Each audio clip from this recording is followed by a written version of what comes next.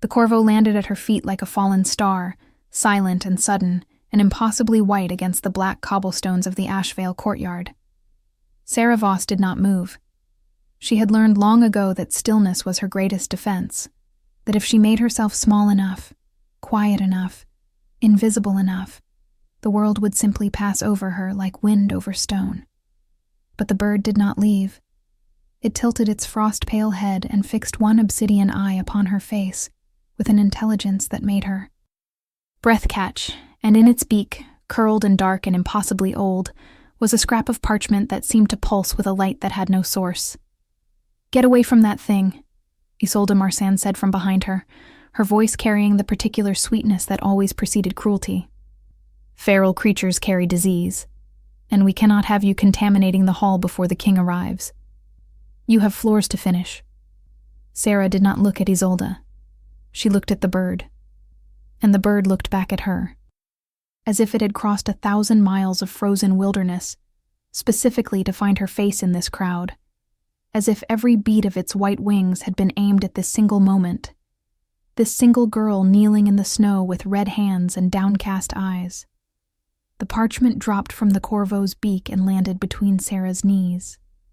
The bird held her gaze for 3 more seconds, then fell sideways into the snow, its white feathers spreading like a prayer, its small body utterly still, dead, gone as quickly as it had come, leaving nothing behind but the cold and the fragment of something ancient resting against the gray stone.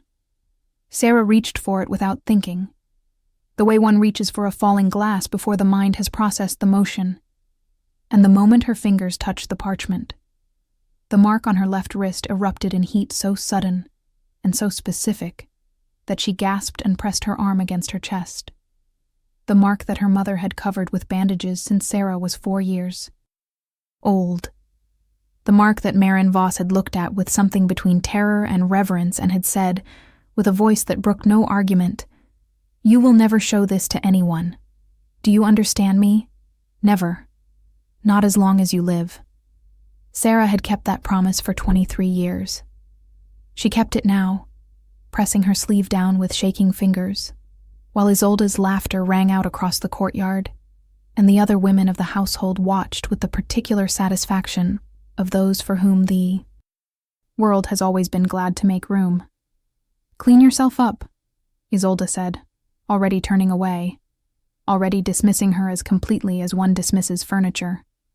"The king's procession enters at sundown, and I will not have you looking like a drowned cat in the periphery of my presentation."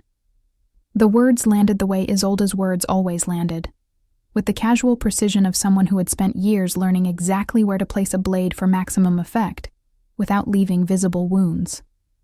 Sarah stood. She tucked the parchment into the hidden pocket she had sewn into the lining of her gray servant's dress, the same pocket where she kept the small things that were only hers. A dried flower from a garden she had once tended, a coin with a hole in it, the folded letter her mother had left her that she had read so many times the creases had become tears. She picked up her bucket and her brush, and walked back into the great hall with her spine straight and her face composed and her heart hammering against her ribs like something trying to escape a locked room.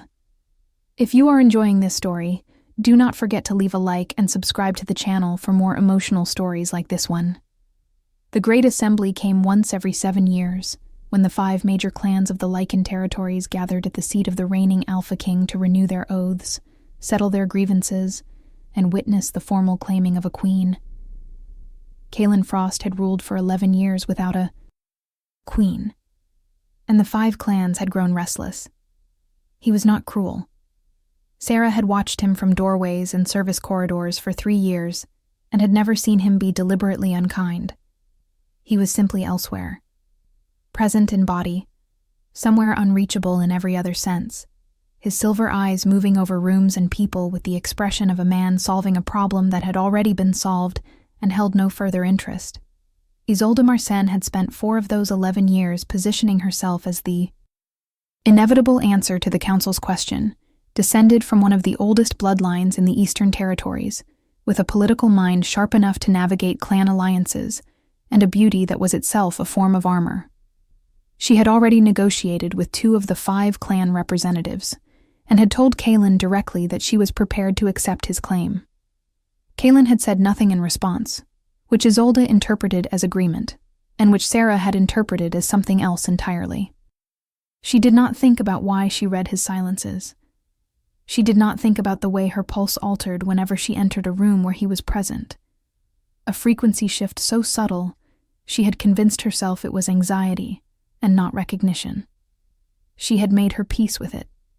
She had made her peace with a great many things.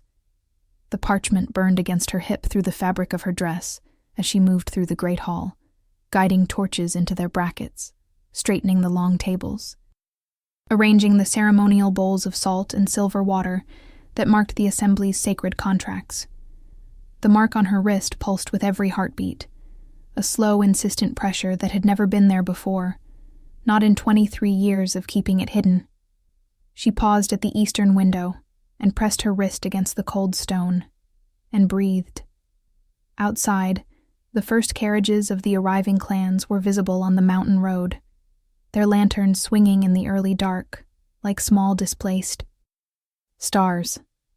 The Alpha King's standard snapped in the wind above the keep's highest tower, silver and black, a wolf mid-leap against a field of winter.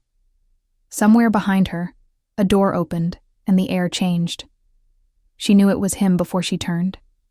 She had no rational explanation for how she knew, only that the frequency of the room shifted in a way she felt in her sternum, a vibration below the range of sound, and her wrist flared with sudden heat beneath her sleeve. She did not turn.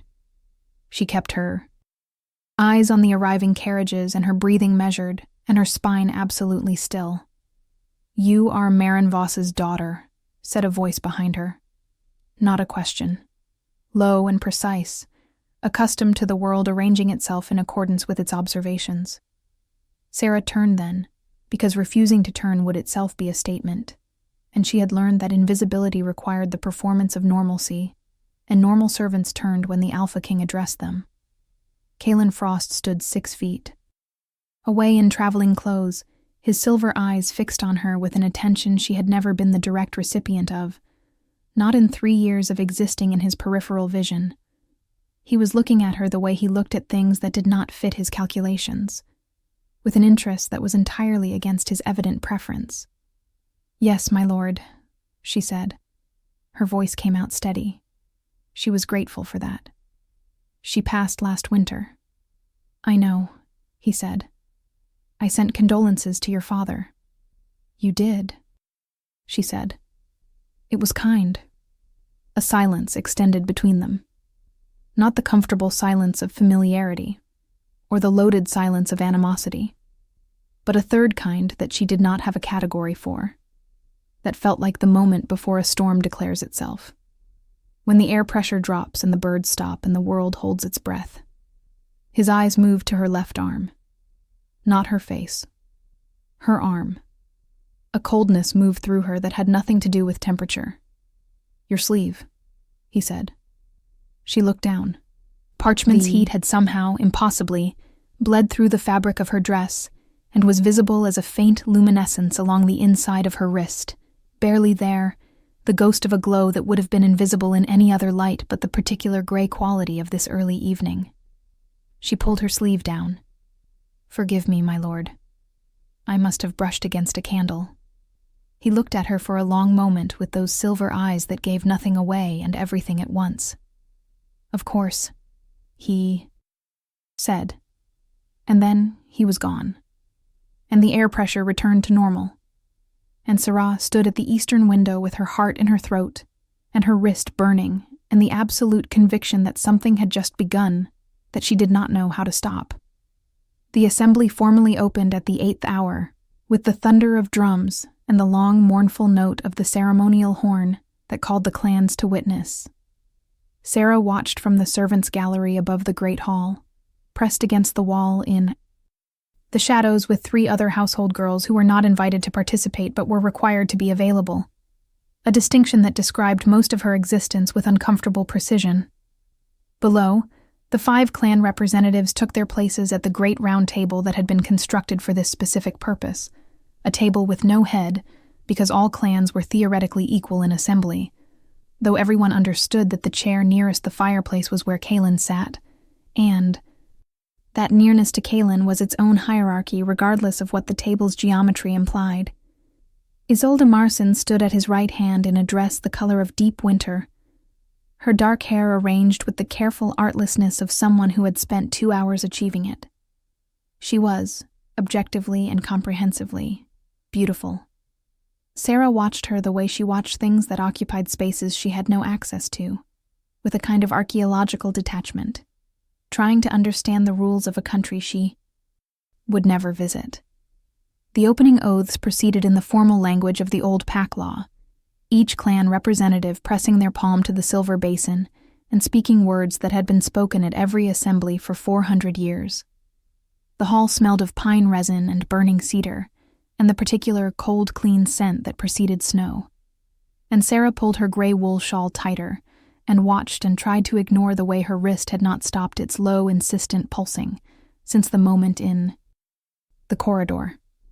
The parchment rested against her hip. She had not looked at it properly yet, only caught a glimpse of the symbol before she tucked it away. But she did not need to look to know what she had seen. She had seen that symbol every day of her life. She had seen it in the mirror, on her own skin, on the inside of her left wrist where a mark the size of a large coin had lived since birth. A mark that looked like a raven in flight with frost crystals spreading from its wings. She had seen it and tucked it away. And she was still not thinking about what it meant, because thinking about what it meant was a door she had kept firmly closed for 23 years, and she was not prepared, in the servants' gallery above the assembly of the 5 clans, to open it now. She is going to announce it tonight, the girl beside her whispered. Neva, a kitchen girl with sympathetic eyes, who was perhaps the closest thing Sarah had to a friend within the keep's walls. Isolde, I heard the, head steward telling the kitchen master that she has a gift prepared for the king, a formal claim token. She is going to declare herself in front of all 5 clans. She cannot declare herself, Sarah said quietly. The claiming has to come from him. She is going to make it impossible for him not to, Neva said, with the tone of someone who had seen this particular gambit before. She has the Eastern and Southern clan representatives already committed. If he does not claim her tonight, it becomes a political crisis. She has boxed him in beautifully. Sarah said nothing. She watched Kaelin below, his profile sharp and still in the firelight, and she thought about the way he had looked at her sleeve and said, "Of course," in a tone that had been the verbal equivalent of a closed door. And she thought about the dead white bird and the burning parchment, and the mark that had never pulsed before today. And she thought, for the first time, that the door she had been keeping closed might not have a lock that held from the inside. The crisis announced itself, as crises often do, with perfect timing. It was the 3rd hour of the assembly, when the formal proceedings had given way to the feast, and the particular loosening that comes with wine and firelight, and the suspension of daily hierarchy that formal gatherings sometimes create, and Isolde had just risen from her seat beside the king, with a crystal goblet raised, and her voice carrying the practiced resonance of someone who had rehearsed this moment, until it was as natural as breathing. "My lords and ladies of the 5 clans," she said, and the hall quieted with the immediate obedience that power and beauty command equally, and in combination command completely. "I wish to speak of the future." She spoke beautifully. She always did. She spoke of the strength of alliances, of the necessity of a queen's steady hand alongside a king's, of the history of the Frost bloodline, and the honor of continuing it. And all of it was perfectly true, and perfectly arranged and perfectly calibrated to make refusal seem not just impolitic, but somehow morally inadequate. She spoke for 4 minutes without a single false note, and then she turned to Kaelin with her dark eyes warm, and her claim token, a gold and obsidian clasp engraved with both their house symbols intertwined, extended in her pale hand, and said, "I offer this freely. and I ask that you receive it before those who witness." The silence that followed was the kind that had weight. Sarah felt it from the gallery, felt the hall collectively hold its breath, felt the particular tension of a room full of people watching a moment that would determine the shape of the next decade of their lives. Kaelin looked at the token. He looked at it for a long time, long enough that Isolde's extended hand trembled slightly, the first crack in her composure, and Sarah found herself gripping the gallery railing with both hands without remembering the decision to do so. Then, Kaelin looked up.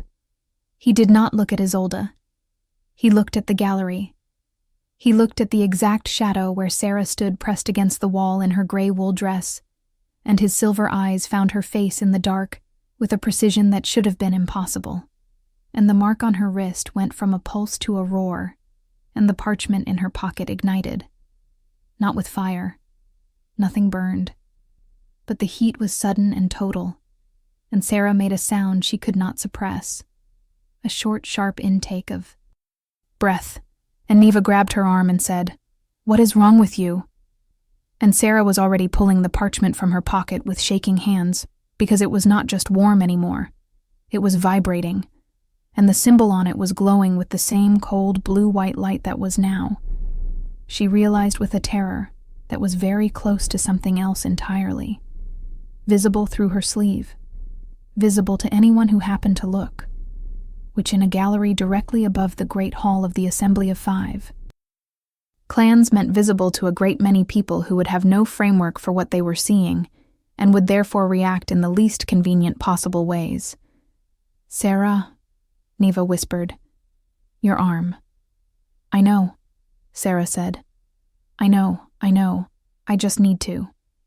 She did not finish the sentence because the parchment completed it for her. The symbol on the fragment blazed suddenly bright, and the light from her wrist answered it, and in the hall below, every head turned upward simultaneously, as if pulled by the same string, 400 lichen wolves of 5 clans looking up at the servants' gallery where a woman in a gray dress was suddenly impossible to ignore. Isolde's claim token fell from her hand and struck the stone floor with a sound like a cracked bell. Kaelin Frost rose from his chair. His silver eyes were locked on the gallery with an expression Sarah had never seen on his face in 3 years of watching him from doorways. It was not confusion. It was not anger. It was something that looked terrifyingly like recognition. "What do you think will happen next? Leave your predictions in the comments below." She ran. It was not a considered response. It was the oldest response, the one written into the muscle and the bone before thought had any say in the matter, and Sarah was 3 corridors away from the gallery before her mind caught up to her feet and reminded her that running was the worst possible option, that running from the Alpha King and his own keep during the assembly of 5 clans was a statement of intent that would be interpreted in the most alarming ways possible, that she was making everything worse. She stopped in the eastern corridor, the one with the long window that looked out over the garden, and pressed her back against the cold stone and tried to breathe. The mark on her wrist was incandescent. She could see it clearly through her sleeve now, the raven shape blazing with cold light, the frost crystals spreading from its wings in a pattern she had traced with her fingertip 1,000 times in the dark of her childhood room. The parchment in her hand had stopped vibrating but was warm against her palm, and when she finally made herself look at it properly, at the full symbol in the light of a wall torch, she understood for the first time in 23 years why her mother had been afraid. The symbol on the parchment was not just similar to her mark. It was her mark. Exactly. Every line, every crystalline branch, every particular angle of the raven's wing rendered in ink so old it had gone from black to the color of dried blood. And beneath the symbol, in the formal script of the old pack law, 3 lines of text that she had to read twice before she believed what they said. When the Ash Queen wakes, the frost will know her. When the raven carries the seal to her hands, the old blood calls. She who was hidden shall be hidden no more.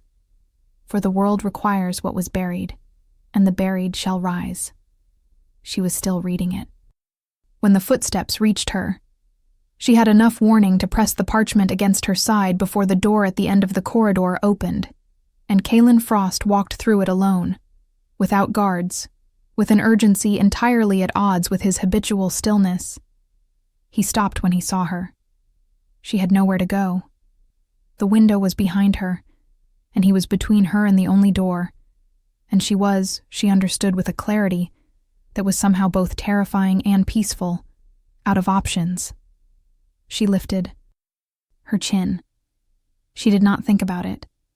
Her spine simply organized itself differently than it usually did, and she lifted her chin, and she looked at the Alpha King directly, which was not something servants did, and which she had not done in 3 years, and which felt, when she finally did it, like putting down a weight she had carried so long she had forgotten its name.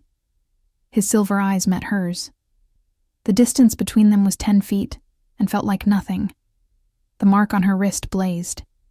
She watched him register it, watched his gaze drop to her arm, and the light there and then back to her face, and she watched something shift behind his expression, a tectonic movement, slow and enormous and irreversible. His wolf, she realized. She could feel it.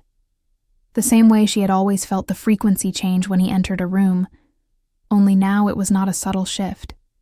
It was a wave, enormous and directed entirely at her. His wolf rising in a way that the set of his shoulders and the tension in his jaw and the particular quality of his stillness all communicated, even though she had no formal language for reading lichen wolf behavior at close quarters. She had never needed one before. She needed one now. "Show me," he said. His voice was different than it had been in the corridor earlier. Lower. Less controlled. She thought of water held behind a dam and what happened to water when the dam developed cracks. "My lord," she began. "Sarah." Her name in his mouth stopped everything. He had, never said her name before. She was not certain he had known her name before this evening. And now he said it like something he had always known, like the word for a thing that had always been true. And the mark on her wrist answered with a pulse so strong she felt it in her teeth. "Show me," he said again. "Please." The please undid her more than anything else had. She had been able to hold herself together against his authority and her own fear. But the please cracked her open like spring ice. She pushed up her sleeve. The mark blazed between them in the dim corridor, the raven in flight with its frost crystal wings, cold blue-white light casting shadows on the old stone walls, and Kaelin Frost looked at it with an expression she would spend weeks trying to find the right word for. The expression of a man who had stopped believing in something and had just found proof he had been wrong to stop. He crossed the 10 feet between them in 4 steps and reached out and took her wrist in. Both his hands, carefully, with a gentleness she had not anticipated and did not know what to do with, and he turned her arm to examine the mark and the light it was throwing, and his thumbs rested against her pulse point, and she felt his pulse too, through the contact, rapid and controlled at the same time, a heart that was working to stay steady against something that wanted to make it otherwise. "The Ash Queen mark," he said. Not to her, to himself. A confirmation of something. "It has not been seen in 400 years. My mother told me to hide it," Sarah said, because speech felt necessary, because silence between them had become too full, because she needed to be doing something other than noticing the warmth of his hands on her skin. She was afraid of what it meant. "She was right to be afraid," he said. He looked up from her wrist. His eyes were silver and very close. "And she was wrong to keep you hidden. Those are both true." "What does it mean?" she asked. "What is an Ash Queen?" He was quiet for a moment. The kind of quiet that is not absence, but accumulation, gathering weight before it speaks. "It means," he said slowly, "that the assembly tonight is more complicated than Isolde planned for." She almost laughed. It came out as a breath instead, something between a laugh and the opposite of a laugh, and he looked at her with a flicker of something that was very close to warmth, brief and startling as a match struck in darkness. the prophecy of the Ash Queen, is older than the Frost bloodline, he said, releasing her wrist carefully, as if setting down something fragile, and putting 2 feet of distance between them with the deliberateness of a man creating a boundary for reasons he has not yet examined. It speaks of a queen born outside the bloodlines, marked with the raven seal, who rises in a time of crisis to unite what has fractured. The last time a crisis of sufficient magnitude threatened the 5 clans, the Ash Queen was present. She saved the territories. And then she disappeared, and the mark disappeared with her, and we have been waiting 400 years for the next crisis. And now there is a crisis, Sarah said. Now there is a crisis, he confirmed. 3 months ago, our scouts identified movement in the northern wastes, an old enemy, something that the 5 clans have not faced since before written record, something that our histories describe only in fragments and in fear. The council knows. They have been told. That is, in part, why this assembly was called early. He paused. And why Isolde has moved so quickly. She believes that in a time of external threat, the clans will accept stability over suitability. That a queen in place, any queen, is better than a king standing alone. Sarah thought about this. She thought about Isolde's beautiful speech, and her beautiful token, and the beautiful logic of it. A logic that was genuinely not wrong even if its architect was not entirely trustworthy. She is not. Incorrect, Sarah said carefully. About the political stability argument. No, he said. She is not incorrect. He looked at her with those silver eyes that were, she was realizing, not actually unreadable. Not if you had learned to look at them long enough. Not if you had 3 years of practice reading them from doorways. But the Ash Queen mark does not appear on the politically convenient candidate, he said. The old magic does not care about political convenience. That is rather the point of it. Somewhere distantly, below and behind them, she could hear the sounds of the assembly resuming, voices raised in the specific cadence of organized confusion, people trying to understand what they had seen in the gallery. Time, she understood, was not a resource they had in abundance. What happens now? She asked. He looked at her for a long moment, the weight of 11 years of rulership in his expression, the weight of something older and less governable moving beneath it. Now, he said, you come back to the hall with me, and we tell the truth. They will not believe me, she said. They will believe the mark, he said. She wanted to argue. She had spent 23 years constructing an existence around invisibility, and her entire body was organized against the idea of walking into the assembly blazing with ancient light. She wanted to argue. She looked at his face instead, at the steadiness there, and beneath it the flicker of a question.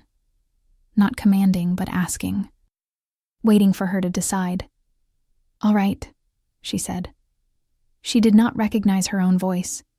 It was lower than usual, and steadier, and it sounded like someone who had made a decision about a locked door. All right, let us go tell the truth. The walk back to the Great Hall was the longest of her life, and the shortest.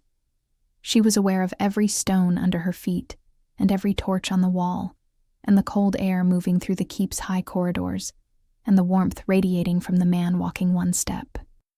Behind her, close enough that she could feel the displaced air of his movement, close enough that her wrist pulsed with every step in a rhythm that was starting to feel less like alarm and more like something she did not yet have a word for.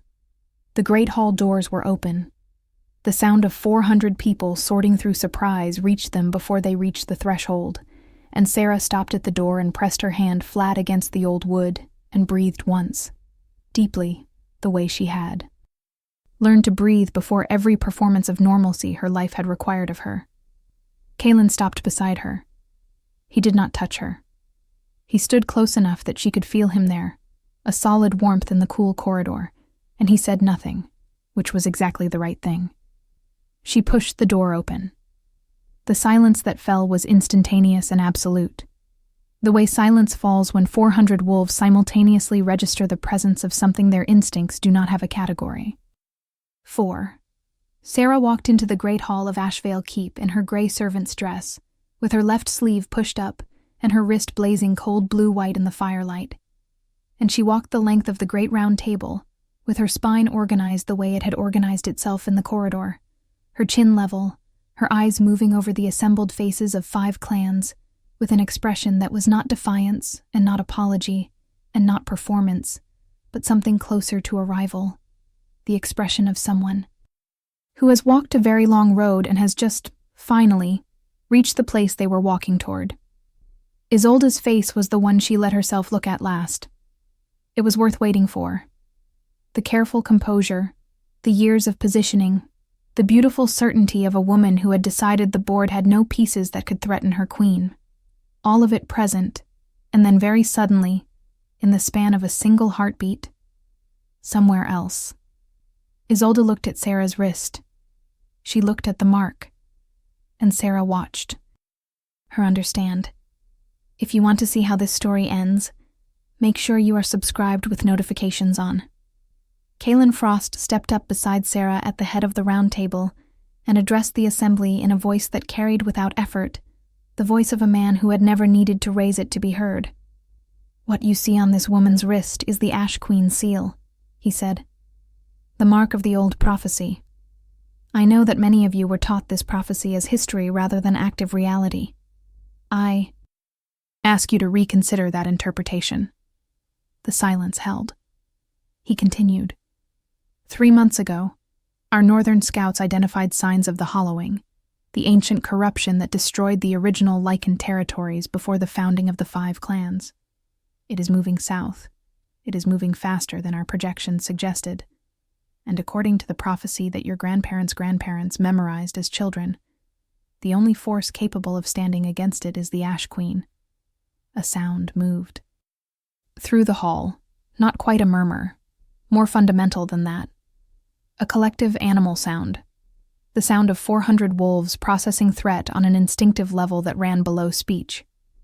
The clan representatives at the table looked at each other, and then at Sarah's wrist, and then at Kaelin, performing the silent, rapid calculation of people accustomed to making large decisions quickly. "She is a servant," Isolde said. Her voice was still beautiful.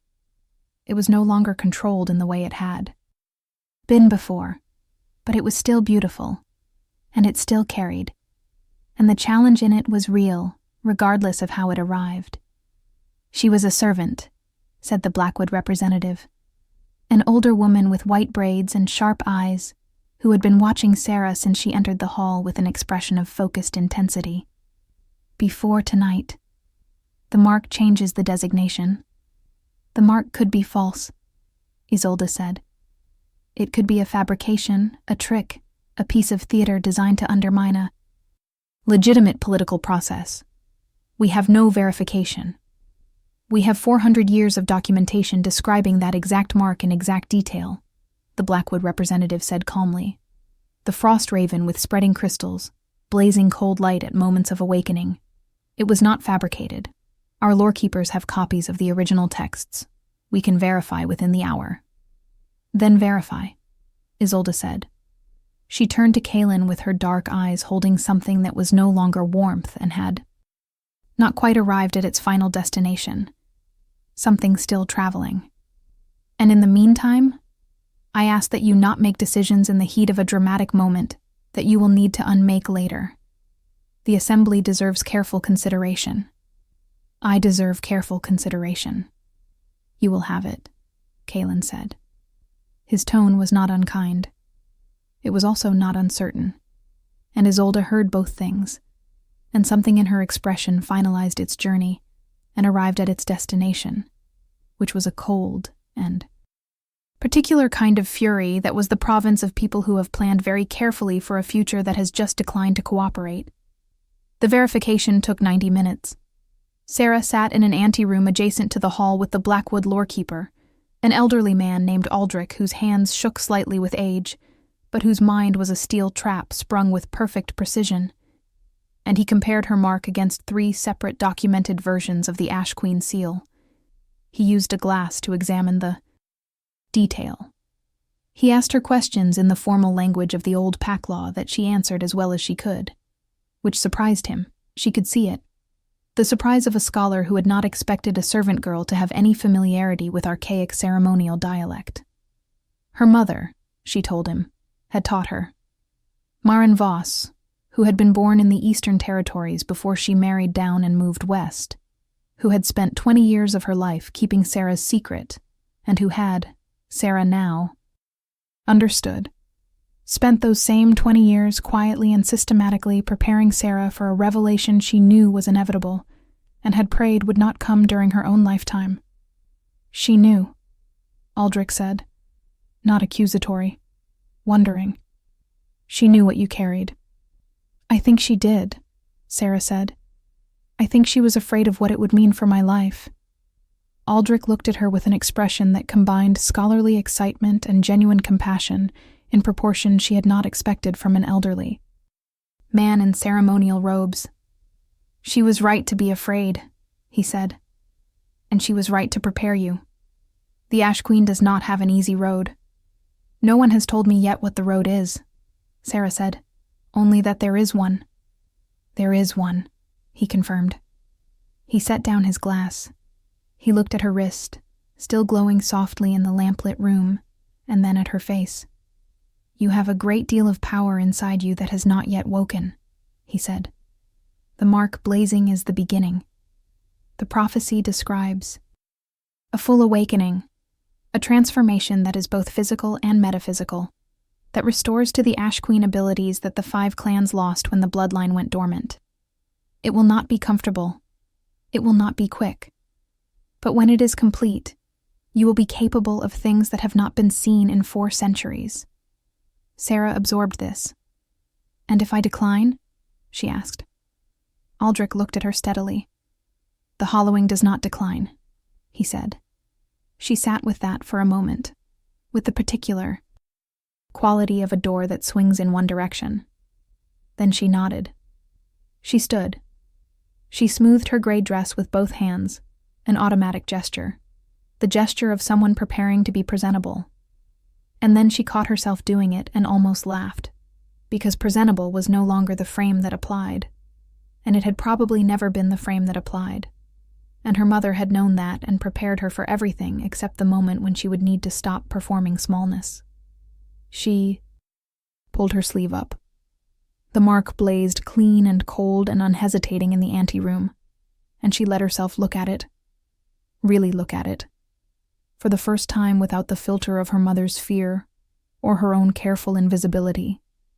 And it was, she understood with a surprise that was also recognition, beautiful. She was still looking at it when Kaelin opened the anteroom door. He looked at her standing there with her sleeve up and her chin level and her eyes clear, and something moved across his face that she had not seen there before and could not entirely decode, though certain elements of it she was beginning to learn the language for. Aldrich is satisfied, he said. The verification is complete. I know, she said. He told me. A pause. How are you? He asked. She blinked. Of all the things she had prepared herself to hear from the Alpha King in the next 30 seconds, that was not among them. I am, she said carefully, adjusting. That is a reasonable response, he said. He moved into the anteroom and let the door swing closed behind him, and suddenly the room was very small, and he was very close, and the mark on her wrist pulsed once, long and warm, a tide rather than a heartbeat. I need to tell you something, he said. Before we go back in there, something that is separate from the prophecy and the assembly and all of it. She waited. He looked at her with those silver eyes, and the controlled uncertainty there. The dam with its cracks was visible to her now in a way it had not been an hour ago, either because she was reading him better, or because he was letting her. Possibly both. When my wolf woke tonight, he said, it was not because of the mark. Or not only. I have felt the frequency change every time you entered a room for 3 years. I told myself it was irrelevant. I was wrong. Sarah was quiet for a long moment. The door behind him was solid wood, and the world behind it was 400 wolves, and an ancient enemy and a prophecy that had chosen her and a woman who wanted her dead. And none of that felt as immediate as the 6 inches of air between her and this man, who was admitting, with some difficulty, that he had been wrong about something important. "I knew," she said. "I told myself the same thing. I was equally wrong." The dam cracked a little further. Not all the way. Not yet. He extended his hand to her, palm up, an offer rather than a command. And she looked at it for a moment with all the history of 23 years, of careful smallness behind her eyes, and then she put her hand in his. His fingers closed around hers. His pulse was against her palm, steady and strong and working. She could feel it, working to stay that way. "Ready?" he said. "No," she said. She squeezed his hand. "Let us go." The second entrance to the great hall was nothing like the first. The first had been unplanned, a flooding of light and attention she had not prepared for and had survived through pure instinct. This one was different.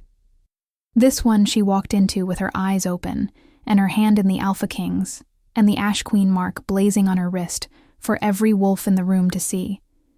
And she had 5 steps to travel from the door to the head of the round table. And in those 5 steps, she was aware of everything.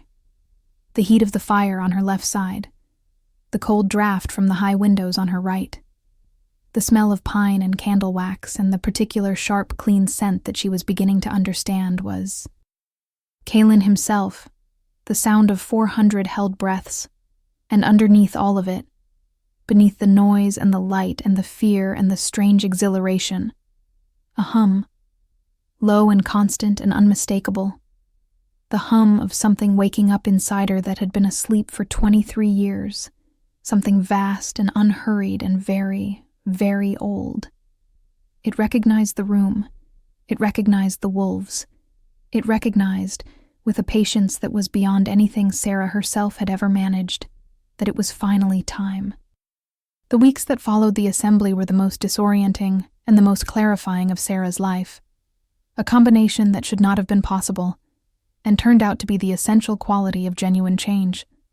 Aldrich became her teacher, working with her in the Eastern Tower for 4 hours every morning on the old pack law and the history of the Ash Queen bloodline, and the theoretical framework of the powers she was supposed to possess, and the practical reality of what those powers felt like. When they began to surface, which was nothing like the theory, and everything like standing in a river that was suddenly moving much faster than expected. The first time she accidentally frosted an entire window with a touch. She sat down on the floor and put her head in her hands for 10 minutes. Aldrich handed her a cup of tea and said, "That was excellent progress," with genuine enthusiasm. And she looked at him over the rim of the cup and understood, for the first time, that she had an ally who was genuinely delighted by her existence, which was new enough to require adjustment. Kalen moved around the edges of her days with a careful consideration that she was learning to read. He did not crowd her. He did not pretend that the revelation of the mark had resolved anything between them, because it had not. It had only established a foundation that was more real than what had existed before, a foundation of acknowledged truth, rather than pretended irrelevance. He checked in with Aldrich. Every morning, he found reasons to be in the Eastern Tower in the late afternoon, which was when Sarah usually worked in the small garden there, a habit she had maintained from before, because the garden did not care about prophecies and power and political crises and provided a continuity of ordinary sensation that she found stabilizing. He would stand at the tower window with documents he was reviewing, and she would not look at him, and he would not speak, and the silence between them was the third kind again, the one she had not had a category for, except that now she had a tentative category for it, which was the silence of 2 people building something slowly and with attention, and without the pretense that it can be rushed. Isolde did not concede gracefully. This was, in retrospect, entirely predictable. She had spent 4 years constructing a future, and she had not constructed it without developing a comprehensive understanding of exactly which levers moved which weights in the political machinery of the 5 clans, and she used that understanding systematically and without mercy in the weeks following the assembly. She contested the verification process. She produced a document of uncertain origin, suggesting that the Ash Queen prophecy had been considered fraudulent by a council of lore keepers 3 centuries prior, and dismissed as fabrication by the parties involved with political motives. She cultivated the 2 clan representatives she had not already secured and worked assiduously on the ones she had, framing the prophecy's emergence as a destabilizing influence in a time when stability was most needed, which was not wrong exactly, only incomplete in its accounting of what was destabilizing and why. She was, Sarah had to acknowledge, formidably good at her work. The acknowledgement cost nothing because Sarah was not operating in the same space as Isolde's work. She was operating somewhere further back, in the older architecture, in the place where the Mark lived, and the hum lived, and the power that was waking up inside her had its roots, and from that place, Isolde's machinations had the quality of weather, real and affecting, and not something she could control, but also not something that could touch the foundation. The first real crisis arrived on a Thursday, as crises often prefer. A scout from the northern border rode into the Ashvale courtyard at the 3rd hour past midnight, his horse half dead beneath him, and his face the color of old ash. The hollowing had crossed the tree line. The northern border settlements, 3 villages and a way station, had gone silent. The perimeter scout sent to investigate had not returned. Kalen was in the war chamber before the scout had finished speaking, his silver eyes moving over maps with the focused intensity of a man who had been preparing for this moment, while hoping it would not arrive, which is the particular state of readiness that competent leaders maintain, and no one wants to use. Sarah was in the war chamber too, which was itself a statement, because she had not been invited, and had not been forbidden, and had simply walked in and stood in the corner, and no one had told her to leave, which she chose to interpret as permission, and which Kalen's one glance in her direction, sharp and accessory, and ultimately settled, confirmed as something more than tolerance. She looked at the maps. She looked at the marks indicating the hollowing's progression, and she felt the hum in her chest respond to the pattern of it, recognize something in it, the way you recognize a word in a language you did not know you spoke. It is following the old fault lines, she said. She had not meant to speak. Everyone in the war chamber turned to look at her. 12 men and women who had been navigating this crisis for months, and who were, she could see, arranging their responses to her presence somewhere on the spectrum between skeptical and hostile. She spoke anyway because the hum was insistent, and because she understood, from Aldrich's teaching and from something older than teaching, that she was not in this room to be decorative. The hollowing does not move randomly. It follows paths of old power, the underground channels where the original lichen territories drew their strength. If you look at the progression pattern and overlay it against the pre-founding territorial maps, you can see it. A pause. She looked at Kalen. "May I?" He gestured at the table. She crossed the, room, and she leaned over the map, and she traced the pattern with one finger, the frost mark on her wrist throwing soft light across the parchment, and she showed them what the hum had shown her, which was that the hollowing was not an advance. It was a convergence, 3 separate columns moving toward a single point, a point that happened to be directly beneath the oldest ritual site in the 5 clan territories, a site that had not been active in 400 years, and that the Ash Queen's power, according to everything Aldrich had taught her, was specifically designed to reach. The silence in the war chamber was different from the silence in the Great Hall. This one had less shock in it, and more the quality of recalculation, the sound of minds revising their models under pressure of new data. The military commander, a broad woman named Sigrid who had maintained a careful professional neutrality regarding Sarah since the assembly, looked at the overlay and looked at Sarah and said, With the economy of someone who does not waste words, how certain are you? Not entirely, Sarah said, but certain enough to act on, which I think is the threshold that matters right now. Sigrid looked at Kaelin. Kaelin looked at the map. He looked at it for 3 seconds, which in a war chamber at the 3rd hour past midnight with scouts unreturned and borders compromised meant that he had made a decision and was organizing the communication of it. Alter the defensive perimeter, he said. Concentrate the northern response on the convergence point, and I need a ritual team assembled. Aldrich will know what is required. He looked up. He looked at Sarah. You and I, he said, need to talk about what happens when we reach that site. Yes, she said. We do. They talked for 2 hours in the map room after the others had dispersed to their assignments, the 2 of them and Aldrich via urgent message. The conversation ranging from the tactical to the ancient, to the deeply personal in a way that would have been bewildering 3 weeks ago, and now felt like the only kind of conversation worth having. The Ash Queen's activation, Aldrich's notes explained, required the convergence of the Queen's power with the power of the bonded Alpha, the mate bond, specifically, its full acknowledgement and its formal completion in the ritual space of the oldest site. Without the bond completed, the Ash Queen's power could not reach its full expression. Without the Ash Queen's power at full expression, the convergent site would remain vulnerable to the Hollowing's approach.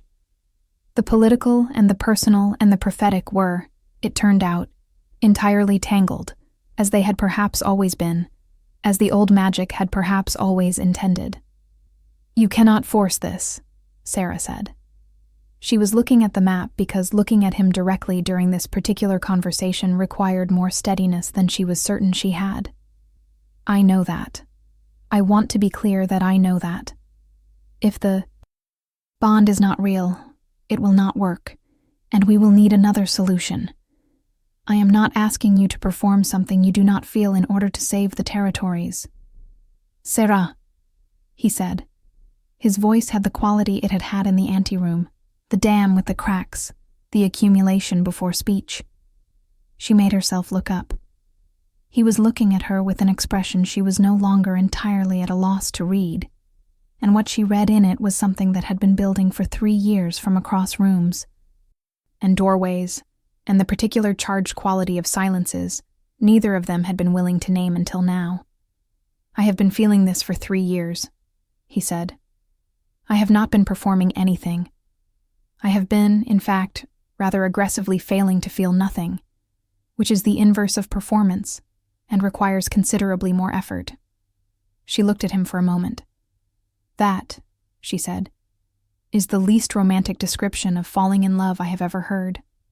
He looked briefly startled and, then, for the first time in her presence, deeply and genuinely amused, a crack in the controlled expression that showed the person beneath, and Sarah felt something in her chest unlock with a click so clear it was almost audible. The journey north took 4 days and felt like a season.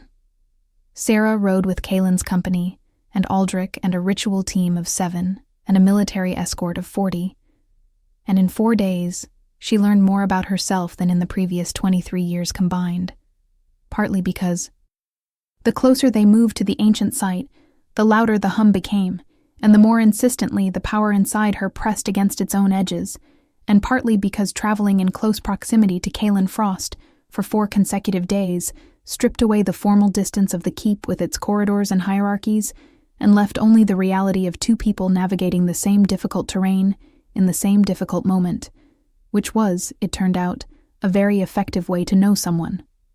She learned that he was funny when he thought no one was paying attention, and that his wolf was closer to the surface than she had understood, present and awake, attending to her with a patience that was itself a form of communication. On the 2nd night, she was not asleep. She was watching the fire and listening to the wind, and feeling the hum grow louder with every mile north. And she said, without turning, "You do not have to pretend you are working." A silence. "I know," he said. "I find it easier." "To perform?" she said. "I thought performance required more effort." She turned then and looked at him over the fire, and he looked back at her with the expression that was becoming familiar, the tectonic movement beneath the controlled surface, the crack in the dam. "Old habits," he said. "I have had 11 years of practice at being somewhere else." "You were not elsewhere tonight," she said. "No," he said. "I was not." The fire moved between them, orange and warm, and the night was cold and clear and full of stars, and the hum in her chest was a chord now, rather than a single note, complex and building. "Tell me about the night your first mate died," she said. Not because the timing was right, or the question was easy, or the circumstances were appropriate. Because it was the door that was closed between them. And closed doors between two people who needed to know each other completely had no place on this road. He was quiet for a long time. Then he told her. She listened. The fire burned down, and the stars moved, and she listened to the full weight of his grief and his guilt. The real accounting of it, not the version that appeared in the histories. And when he was finished, she said, "You have been punishing yourself for 11 years for something that was not your fault." He said nothing. "I know," she continued, "because I have been doing the same thing for 23 years for simply existing. And we have both been wrong, and it is time to stop." He looked at her. Across the dead fire. "Yes," he said, "it is time." The ancient site revealed itself on the fourth morning, as the company crested a ridge, and saw it spread below them in a valley that the surrounding mountains seemed to have cupped in their hands specifically to hold it. It was not dramatic in the way Sarah had expected. She had been preparing herself for something imposing, towers or monuments or the visible evidence of ancient power, and what she found instead was a clearing of unusual silence, ringed by standing stones so old they had begun to sink into the earth, their carvings worn to suggestions rather than declarations, the shapes of wolves and ravens, and the particular frost crystal pattern that she recognized from her own wrist, visible only if you knew to look for them. The hollowing had not yet reached it. The 3 approaching columns of the ancient corruption were visible on the ridges above, moving with the particular quality of something that has decided where it is going, and is arranging itself accordingly, patient and inevitable, the way erosion is inevitable, the way endings are inevitable. "We have until nightfall," Sigrid estimated, reading the movement with a soldier's eye. "Perhaps a little beyond. They will hold their convergence for the ritual hour if the old patterns hold. Which means your window is narrow." "Understood," Kaelin said. He looked at Sarah. "Are you ready?" "Ask me again in a moment," she said. She walked into the clearing alone first. Protocol, Aldrich had explained, required the Ash Queen to approach the site independently before the bonded Alpha joined her, to allow the power to recognize the Queen before the bond was formally completed. She walked the perimeter of the standing stones and felt the hum rise to a roar, and the mark on her wrist blaze to a light that threw shadows in midday, and she placed her palm on the central stone, the one ringed with the deepest carved frost ravens, and she closed her eyes and she let the door open. All the way. The power that had been waking for weeks came the rest of the way awake with a completeness that drove her to her knees on the cold ground, not from weakness but from magnitude, the way a wave drops you to your knees, not because it is attacking you, but because it is simply too large for upright to contain. She felt it move through her from the ground up, the ancient power of the Ash Queen bloodline, 4 centuries of dormancy releasing into a single body that her mother had kept small and hidden and alive specifically for this moment, and she understood her mother completely for the first time, the fear and the love and the terrible foresight of it, the gift that looked like a cage until you understood what was outside the cage, and she opened her eyes, and she saw the valley with new sight, the fault lines of old power blazing like rivers of light beneath the earth, the standing stones humming their ancient frequency, the sky above holding the particular quality of a world paying attention. "Now," she said, and Kaelin walked into the clearing. What passed between them at the central stone was not a ceremony. Not precisely. Or it was the kind of ceremony that writes itself without rehearsal. The kind that happens when two people stop performing and simply are present to what is real. He took her hands. The mark on her wrist blazed, and the resonance between them was the frequency she had felt for 3 years from doorways, finally unfiltered, finally acknowledged, finally allowed to be what it had always been, a bond so old it was written into the fabric of the world before either of them existed, and the power answered it. She felt it complete the way you feel a broken bone set, a pain and a rightness simultaneous and inseparable, and the light that came from her hands and from the standing stones and from the earth itself was not subtle and was not metaphorical and was visible, Aldrich told her later, from 3 ridges away. Above them, on the surrounding hills, the hollowing stopped. The 3 columns of ancient corruption hesitated at the edge of the valley, held back by the light that was spreading outward through the fault lines beneath the earth, pushing through the channels of old power, reclaiming territory, the way a rising tide reclaims shore, unstoppable and unhurried and precisely calibrated to reach exactly as far as it needed to reach. Kaelin looked at her in the blazing light, with the dam fully broken and his silver eyes completely clear, and said nothing, which was the right language. And she looked back at him, with 23 years of smallness dissolved, and the full weight of what she was filling the space they had left, and said nothing in return, which was also the right language. And they stood in the ancient clearing while the world reorganized itself around the fact of them. And the power did what it had been held dormant 400 years to do. The hollowing did not break immediately. Nothing ancient does, but it receded. It receded from the valley, and from the fault lines that Sarah now held, could feel beneath her feet like roots, could tend the way you tend a garden, with attention and intention, and the understanding that the work is ongoing and not finished by a single dramatic moment. The 3 columns withdrew to the northern wastes and held there, and the scouts who went to investigate the fallen villages found not the destruction they had expected, but a suspended state, the people within in a deep sleep from which they woke over the following days, confused and disoriented and entirely unharmed. The hollowing had not been here to destroy. It had been here to destabilize, to crack the foundation so that something else, something worse, could enter through the breach. The Ash Queen, awake and bonded, and attending to those foundations, had closed the breach. They rode back to Ashvale in 5 days instead of 4, because there was no urgency now, and because the pace of return allowed for something that the urgency of advance had not, which was the particular quality of time that is not driving toward a crisis, but simply moving through a world that has, for the moment, settled into itself. Sarah rode beside Kaelin and not behind him, a small shift in position that was also a declaration, and the 40 members of the military escort absorbed this information with the equanimity of people who have just watched a prophecy fulfill itself in a valley of blazing light, and for whom a seating arrangement change is comparatively manageable. Aldrich rode on her other side, and asked her questions about the activation with the relentless scholarly enthusiasm of a man who had waited 400 years for this data. And she answered them as accurately as she could.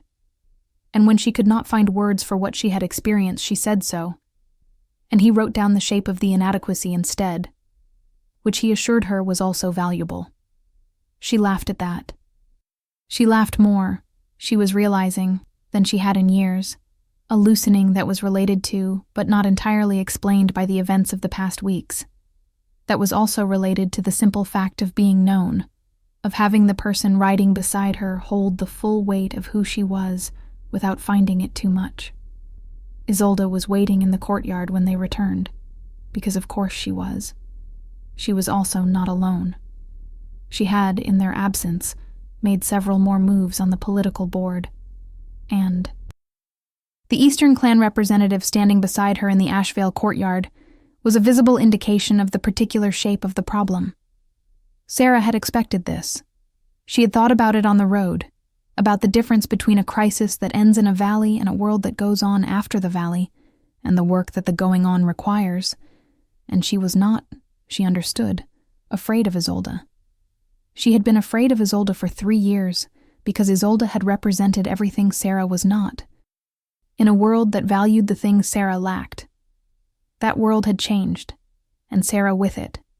And what she felt when she looked at Isolde now was something more complex than fear, and more useful, which was the clear-eyed recognition of a competent adversary who was operating from a position that had been significantly weakened, and who would not admit this without a final attempt to recover it.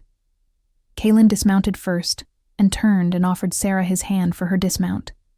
She took it, not because she required the assistance, but because the offer was its own statement, and accepting it completed the sentence. She landed beside him on the courtyard stones, and did not release his hand, and Isolde looked at their joined hands, and at the mark visible on Sarah's wrist, and at the 50 people returning from the north who wore the particular expression of individuals who have shared a significant experience, and she made, to her credit, the correct calculation faster than Sarah had expected. She straightened. She looked at Kaelin with her dark eyes showing, for the first time in Sarah's experience of her, something that was not entirely calculation. "It held?" she said. "The hollowing?" "It held," Kaelin said. The Ash Queen seal was genuine. A pause. Something moved across Isolde's face that was difficult to categorize. Not defeat exactly. More the face of someone setting down a weight they had been carrying because they believed they had to, and realizing they no longer do. Then the territories owe her a debt, Isolde said. Her voice was even. Whatever it had cost her to say, it was not visible in the saying. She looked at Sarah directly, woman to woman, stripped of the frame of hierarchy and competition, and the years of small cruelties that had been, Sarah understood in that moment, their own kind of armor for someone who was not as certain of her ground as she appeared. "Including me," she said. It was not an apology for 4 years of machination. It was not reconciliation. It was an acknowledgement, which was the thing that was possible in this moment. And Sarah accepted it as such, because the thing that was possible was enough. The formal assembly reconvened 3 days after their return, and it was different from the first. The 5 clans attended with information they had not had before, the verification of the mark, the account of the Hollowing's recession, the testimony of Sigrid and the ritual team, and the scouts from the north, and the political mathematics, had shifted accordingly. The eastern and southern representatives who had been Isolde's committed votes arrived uncommitted, which was a language the assembly understood. The Blackwood lorekeeper presented her comparative analysis with the thoroughness of someone who has been waiting 40 years for an opportunity this good. Aldrich provided historical context with the enthusiasm of a man who has just become part of the history he has spent his life studying. And Sarah stood at the round table that had no head, and gave her accounting of what had happened in the valley, not with the language of prophecy or politics, but with the language of experience, of what it had felt like, and what it had required, and what it would continue to require, because the hollowing was not gone, only held, and the work of holding it was ongoing, and would need the cooperation of all 5 clans to sustain. When she finished speaking, the hall was quiet, with a different quality from all the silences she had experienced in it before. This one was not shock or confusion or suspended calculation. It was the quiet of people who have been given a true account of something and are integrating it honestly, which is a rarer kind of quiet and more valuable. Kaelin spoke after her. He spoke of the political restructuring that the crisis required, the new protocols for northern defense, the resource commitments from each clan, the formal recognition of the Ash Queen's role in the governance of the 5 territories, a recognition that was unprecedented in 400 years, and that he proposed not as a romantic gesture, but as a strategic necessity, with the documentation to support it and the historical precedent of the original Ash Queen's governance structure to model it on. He was, she thought, Very good at this. He had always been good at this. She had watched him from doorways for 3 years, and she had seen the quality of it without being able to see him. And now she could see him. The full person, and not just the public function. And the quality of his governance was inseparable from the quality of his character, from the precise and careful way he moved through a world he took seriously. The formal vote to recognize the Ash Queen came at the 3rd hour and was unanimous. All 5 clan representatives placed their palms on the silver basin and spoke the words, and the words were binding in the way that old pack law made things binding, which was absolutely, and in ways that outlasted the people who spoke them. Sarah stood at the round table and felt the territory recognize her through the fault lines she now held, a subtle seismic response. 5 clans worth of lichen blood acknowledging something their instincts had already registered, and their politics were now ratifying. It was not the ending. It was not even close to the ending. The hollowing was held, not finished. The old enemy that used the hollowing as its advance would not retreat permanently. The work of this Ash Queen was not a single dramatic activation in an ancient valley, but an ongoing practice of attending to foundations that had been neglected for 4 centuries, and that work would be the work of her life, which was different from the life she had planned, and continuous with the life she had always, underneath the performance of smallness, been preparing for. The night after the assembly, Kaelin found her in the eastern garden. She was kneeling in the frost, checking the small plants she had tended through the winter, the ones that everyone else had assumed would die, and that she had kept alive through the particular stubbornness that had served her in so many other contexts.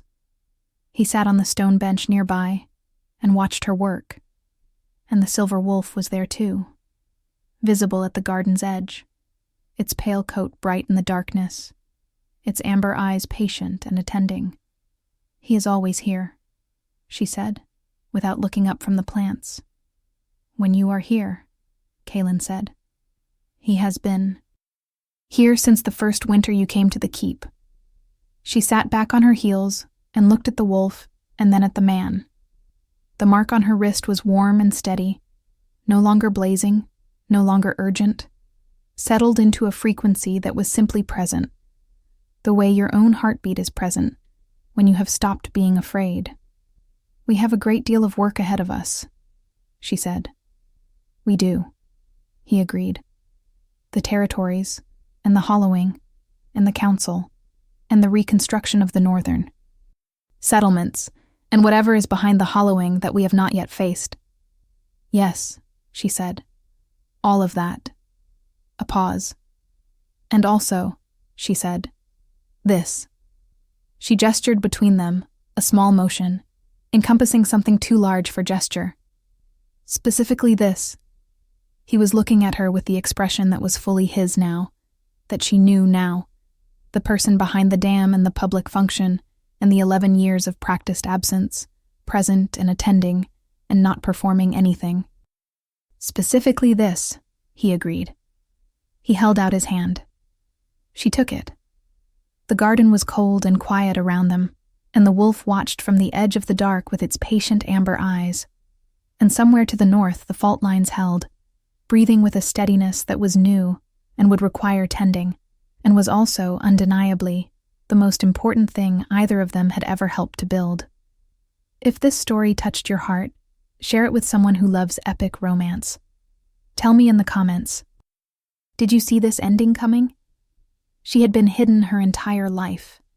Hidden by love, hidden by fear, hidden by the careful architecture of a woman who understood what her daughter carried and was terrified of what the world would do with it. And she had hidden herself, willingly, gratefully, constructing an existence out of invisibility, because visibility had always felt like danger, and smallness had always felt like safety. But the raven that landed at her feet had not come to a woman who was safe. It had come to the woman who was necessary.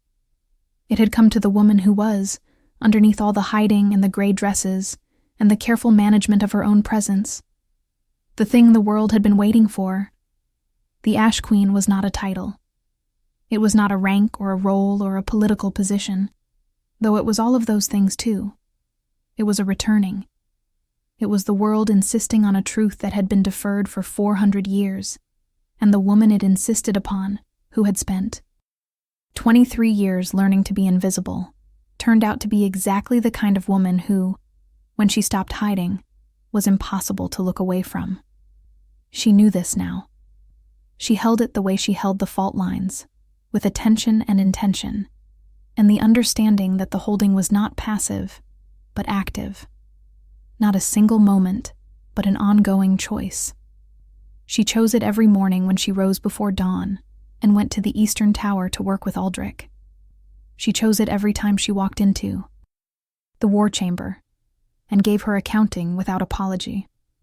She chose it when she knelt in the frost garden and tended the plants that everyone else had written off, because the thing that had always been true about Sarah Voss was that she did not abandon things that were still alive, even when they were small and covered in ice and easy to overlook.